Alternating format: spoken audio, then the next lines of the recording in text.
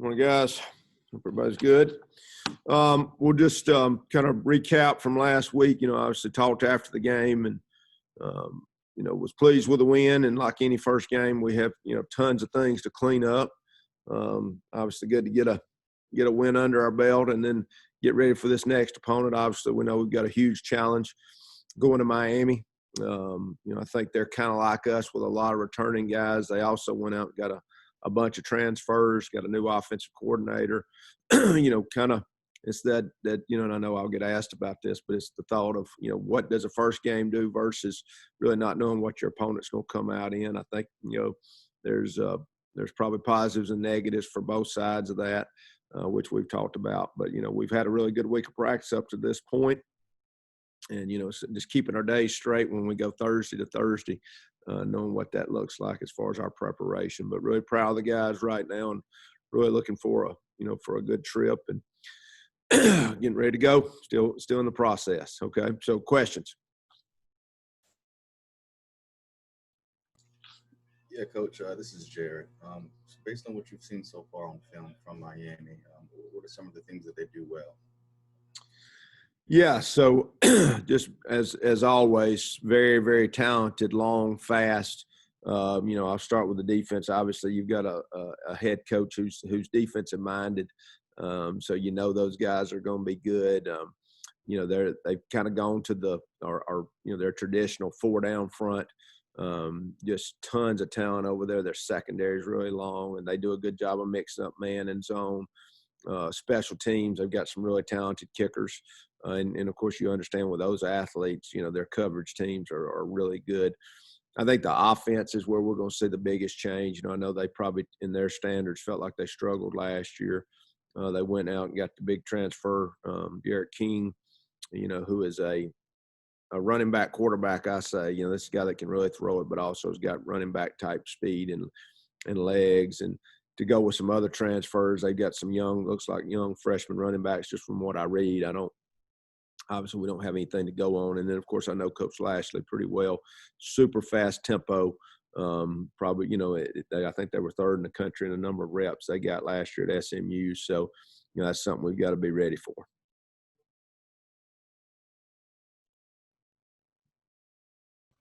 Bill, what is a Rhett Lashley offense? What does that look like? Yeah, I think used to we would think of him and Gus together, and obviously they had a lot of success. Then Connecticut, SMU, and then where is he at now? I think he's kind of morphed. I think he's, you probably got a lot of the same run game, tons of trick plays. They're known for all kind of trick plays and special gimmick plays that they've always done and been good at. And I think his biggest change probably is the speed of the game, and he's probably throwing it a lot more than what we were used to. I mean, that's where he evolved, and probably, that's probably maybe where what he wanted to do anyway. So, the hardest thing for us is just the unknown. I think anytime, from a defensive standpoint, it's really who are they? What is their strengths? What's their weaknesses? So that's the hardest game from a defensive standpoint is what is an offense going to do? And then when you've removed the fact that, they weren't around last year, it's really creates a lot of unknown for us. The first 3 years back, you played this Power 5 game and the kind of the back end of the schedule. This time being the second game, is there any kind of things y'all have changed as far as your preparation for this game? I think we go in to win every game. You look at Texas A&M, away, we could go back to Florida, but let's just go back to Texas A&M. And, I think there was no doubt we were playing really, really well when we went into that game. I think, we went in every intention to win. We fumbled the opening kickoff, they scoop and score. And, but we played and we were in it, to the very end. I think Tennessee, we played great defensively and we turned it over offensively. And you can't turn it over. I don't care who it is. We saw what happened with Central Arkansas in a game that really could not – I don't want to say should not have been a game, but could easily not been much of a game, and we kept them in the game with turnovers. Now, some of that, give them credit for. But I think that's the big deal for us. It's the same things we say every week, the broken record of, you got to protect the ball and you got to, you want explosive plays on offense, but you can't give up explosive plays. So turnovers and explosive plays. That's going to be anywhere you go, especially on the road against a very talented team. Coach, you're playing a name opponent in Miami. Is it a matter of, say, naturally getting your team's attention? You don't expect your team to be, dare I say, starstruck going into Miami, do you? I don't, and I think we're just in a different boat. I think for us, it's just this is kind of the next evolution in our program. And we just got to keep getting better. I mean, I know they feel the same way. I think they were probably, by their standards, disappointed in last year. And I think anytime you got a chip on your shoulder as an athlete or as a coach, you're going to be better. And that's where we've got to be. We feel like we've got something to prove as well on the national stage. So, but I don't, when you hear the name Miami, I think that does get our guys' attention and does excite them. What would a win against Miami do for your football program? I mean, for me, every day we break it down on champs. Every bit of our standard is all about is winning, is each game being that important, but also the conference. I mean, that's everything we put in is to be conference champs. But I do think just from notoriety and recognition and those type things, I think that's, that's kind of one of those next steps we want to take. But literally for us, and every one of our players just kind of said that when I said it, why is this game important? Every one of them said, well, it's the next game. So, every game for us is important. Every game is big, but obviously the name recognition that we alluded to a minute ago would be a big deal. Miami announced that their attendance for this game was going to be capped at 13,000. Last week, I believe y'all had 12, 7, 16, somewhere around there. What does that do as far as y'all's preparation and how y'all approach this game, considering that y'all just played a game in front of about that many yourselves? Yeah, I think anytime you go to an opponent's stadium and it's not packed out, that's a big deal, because then it's just you take away that advantage that either team's got from a noise factor. So, that doesn't hurt my feelings any, that they don't have a stadium full of folks screaming at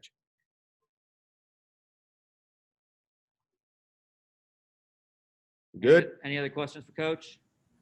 Talk about Chris Mull. He's going home. I mean, you got some other South Florida guys, but Chris Mull was right there from Miami. This guy's a double-digit tackle machine, nose for the ball. I mean, what can you say, what can we expect from Chris Mull in this game? I mean, is this a game he's been living for the past year or so? Mull's pretty much an even-keeled guy. I don't really see that, but I know it's a big deal for him. And I said that last week. We're very thankful to have him back. Obviously he is the catalyst for our defense, and even though we got a lot of other good players, you kind of go as that guy goes, that middle linebacker.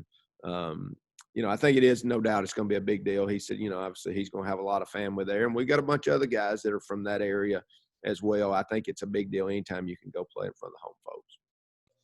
Coach, I got one last question. I know times are different, and this is a business trip, but are you guys going to enjoy any good food down in Miami or anything like that with the team? Yeah, I wish we could. We're literally, it is business, and we have the meals we eat. And no, I hate it. We're just, I guess our fans that get to go will get to enjoy some of that, but we don't get to. Thanks, I appreciate it. Okay, guys. Thank you. Y'all have a good day.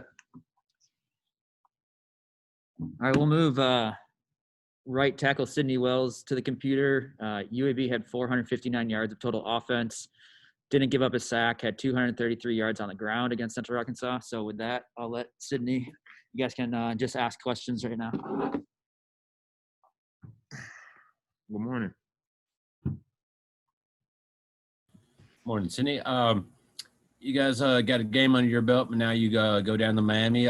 These guys got a pretty ferocious front seven. How are y'all preparing for that? And, what's kind of mentality along the offensive line as y'all prepare for something like that? Well, first and foremost, we were preparing by the film room, and even though it's going to be difficult not to have like any present day film, we've been going by and looking at all the old looks because everything's still there on the defensive side. And especially for like the two transfers that they have going in, very talented guys. So we've been looking at their old team's film just to try and get a grasp of who they are as a player and what they're really good at.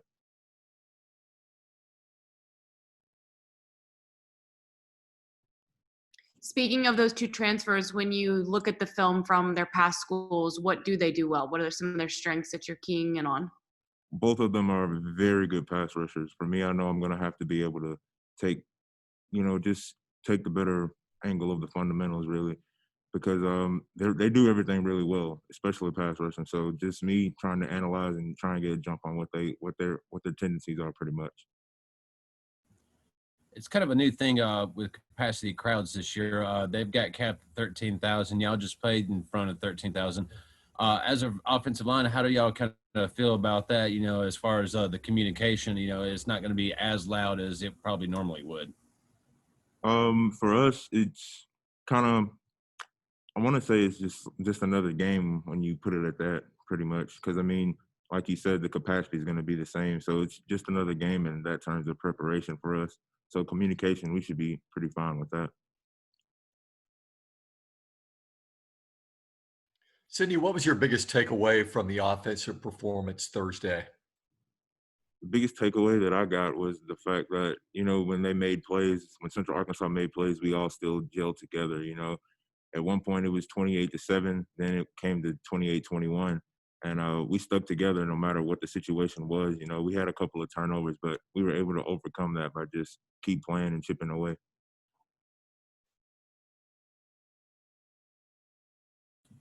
Do you feel going up against y'all's front seven has maybe prepared y'all for a little bit of what Miami has to offer? I do, especially going against Alex and Jordan Smith. Those guys, they come to work every day, and they make me better as a player. They've made me so much better than when I first got here. So definitely. Any other questions for Sydney? Yeah, I've got one more. What did you think of Lucero's performance in the first game? I thought Bryson did well, for him to just come in, when I went back and watched the film, he was so calm and collected back there in the pocket. And just to see him just throw his first touchdown pass and the excitement on his face, I thought he did amazing.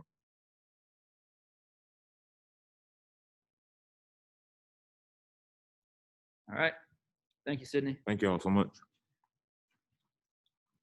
And last but not least, we'll have Tyree Turner come up here. Tyree is a grad transfer from South Alabama, and in his first game, he had 2 tackles, a TFL, and a fumble recovery. So pretty solid first game as a Blazer. So with that, we'll open it up to questions for Tyree. Good morning. How y'all doing? Hey, what's going on, man? So obviously you had a good first game with your first game with the Blazers. Now you got to go down to Miami and play the Hurricanes. What's that like for you? It's just the next game. As Coach said, I played a lot of football in my days, so we just looking at it as the next game. What has it been like to kind of get yourself involved with this front seven, this defensive line? A lot of these guys came back. You're kind of a new face on there, but you've worked yourself into into the rotation. Just how has that defensive line kind of gelled, during this offseason, during the fall, as well as how do you feel y'all performed this first game? I feel like our performance, it was decent, but it definitely could have been better as far as stats-wise, tackles and sacks. We didn't really run it up that much. But I feel like going into this second game, we should definitely have knocked the rust off from the first game, and we should definitely have a better second game. Tyree, you look at a guy like King, and he really lit it up in the last scrimmage, and I know they were just playing against each other, but I know you had to have seen some film of this guy. What jumps out at you when you think about playing a guy like him who appears to be pretty talented? Well, the first thing that I noticed is his legs. Like he's a running back playing quarterback, but he can throw as well. So he's really just a talented athlete all the way around. He can beat you with his arm or his leg. So I feel like we got to really just make him choose what he wants to use, and we want him to throw the ball more than run the ball. So I feel like his legs are like the most dangerous out of the both of them. So we're going to try to stop him using his legs and make him throw.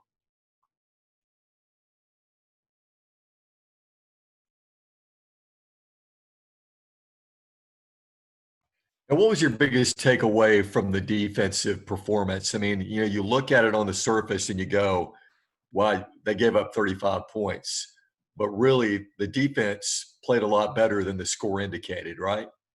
Definitely, definitely.